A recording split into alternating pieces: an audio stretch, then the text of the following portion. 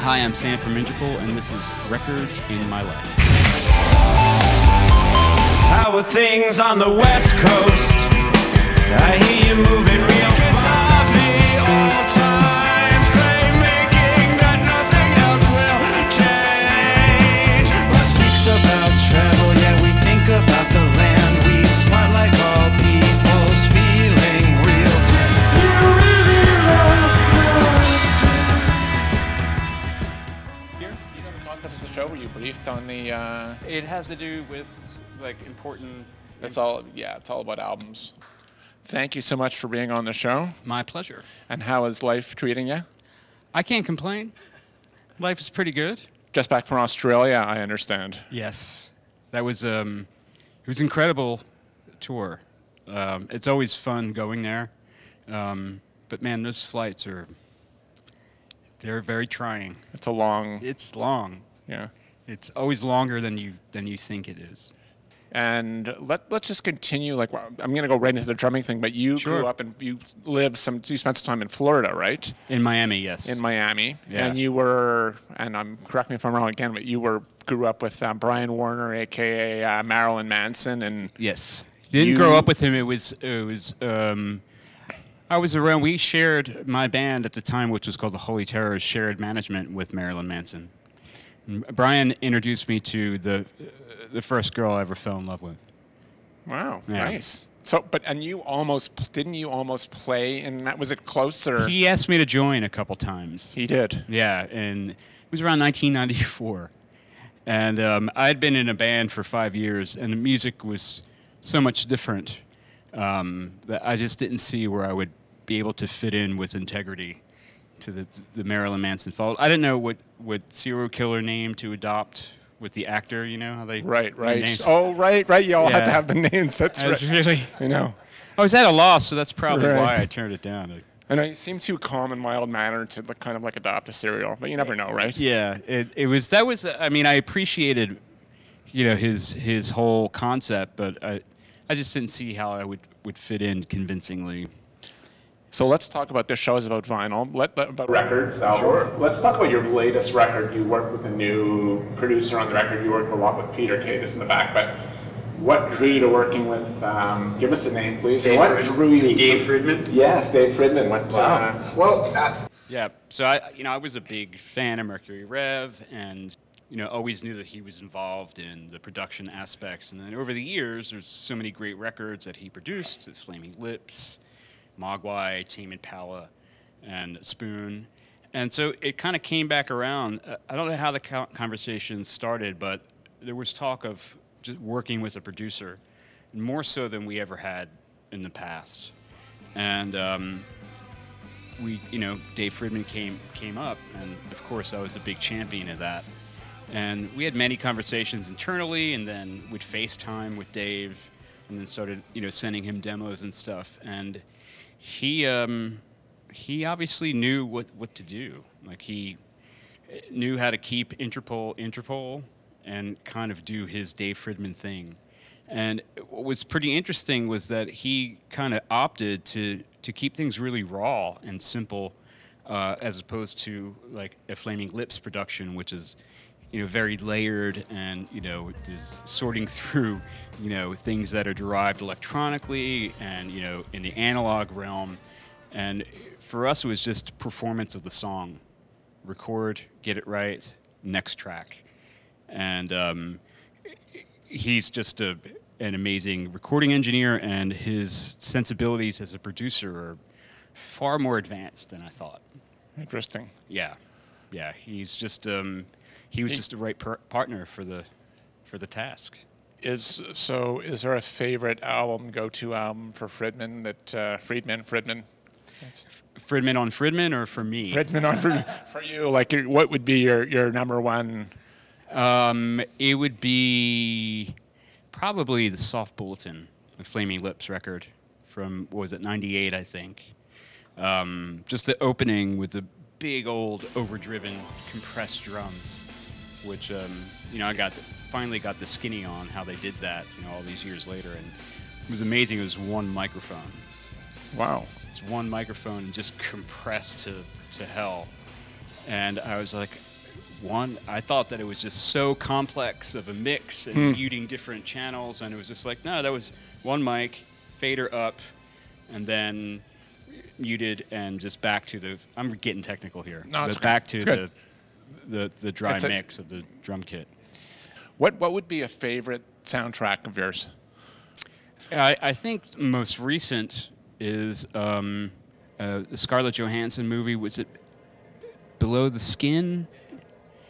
That was the score was done by a Brooklyn woman. I can't recall her name. Actually, our bass player Brad Truax knows her.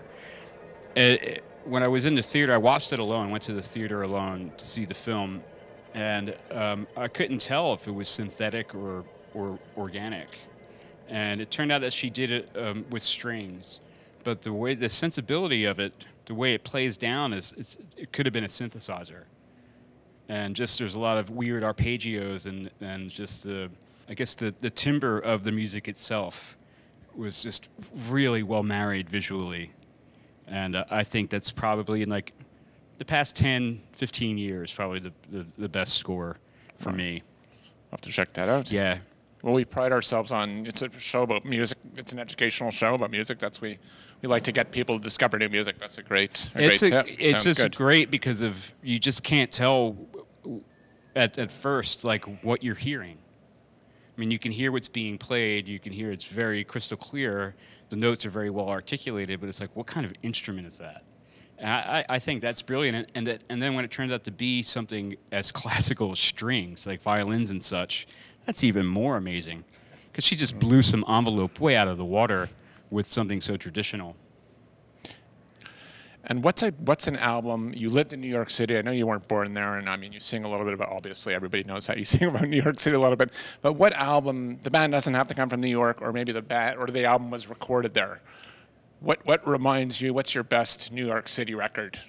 It's a pretty deep one. It was a band called Cop Shoot Cop from, I guess, they broke up probably in the early 90s.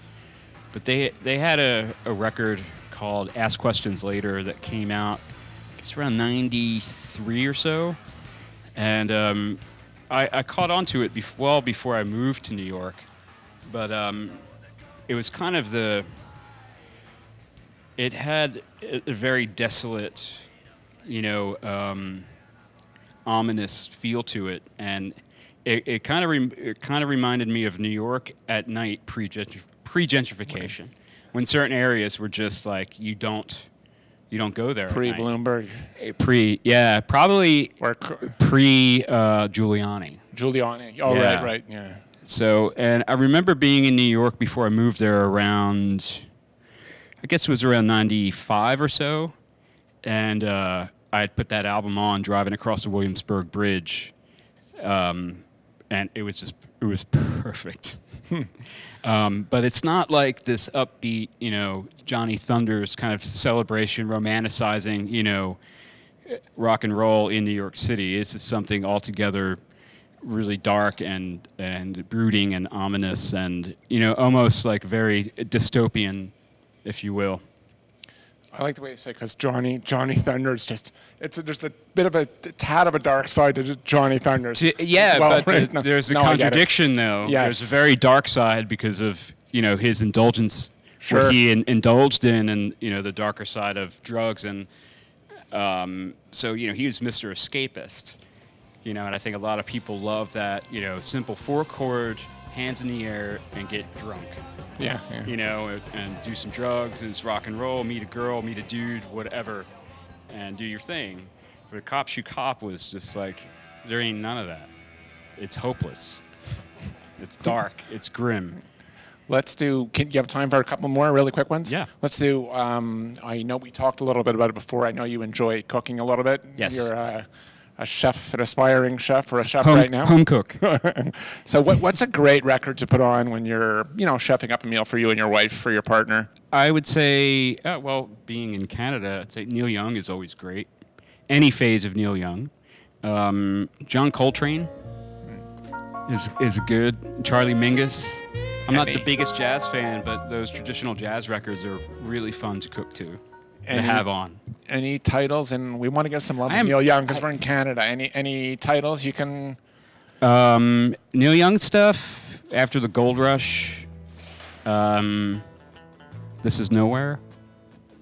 Probably like Down by the River is probably one of my favorite Neil Young songs. And let's do one last one. Thanks so much. You've been a real sport, Sam, for being on the show. My pleasure. What's a recent discovery of yours that you're digging? It can be an older artist, or it can be a young, like a brand new artist. Let's see. Something that I'm so bad with it. You know, I'm really enamored with our opening band, Sunbeam Flower. Sunflower beans? See.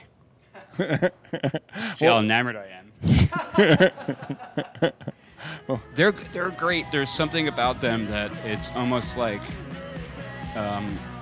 if Fleetwood Mac had Joan Jett in the band. Because Julia could, man, really, she has some strong pipes and she could really belt it out. But quarterly, there's like this, you know, kind of Laurel Canyon vibe going on. And they jump between that, but they're young and more visceral. There's not Fleetwood Mac was like implicated things, you know, and kind of were softer, and you know, this band is younger and telling you how it is, you know, sonically, but there's still that kind of chordal sensibility, you know, harmonically. Excellent. Yeah. Thank you. We appreciate the theory as well. It's always good to learn about.